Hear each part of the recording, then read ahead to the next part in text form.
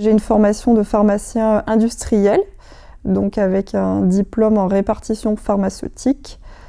J'ai commencé ma carrière sur Lyon et après c'est suite à un projet personnel de revenir dans ma région natale.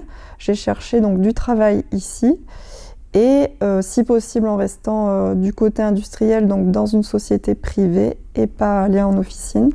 Et c'est comme ça que j'ai découvert, que j'ai vu l'offre de poste de pharmacien BPDO.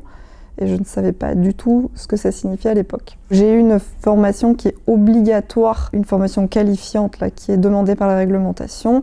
Mais après, je me suis beaucoup formée sur le tas et en me renseignant auprès de mes confrères qui étaient déjà en poste dans les agences pas très loin.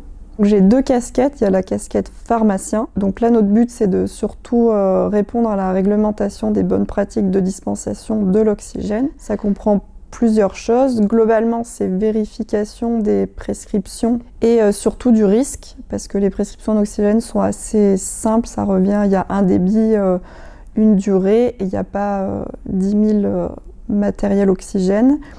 Mais il y a surtout l'analyse de la gestion du risque, avec des patients qui vont encore être tabagiques ou pas, des patients qui vont être éloignés, des patients qui n'auront pas forcément trop envie de se soigner.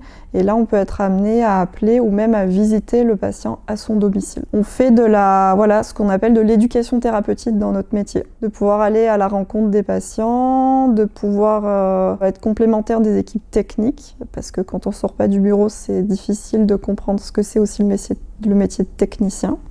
Et comme je leur délègue énormément de tâches, c'est bien de savoir à quoi ressemble leur journée. Il y a toute la partie administrative avec, là c'est beaucoup de documents à signer. Il faut beaucoup d'administratifs pour se mettre en conformité, mais ça nous permet aussi de formaliser plein de choses, de retrouver des informations, de faire de la traçabilité qui est très importante dans le médicament.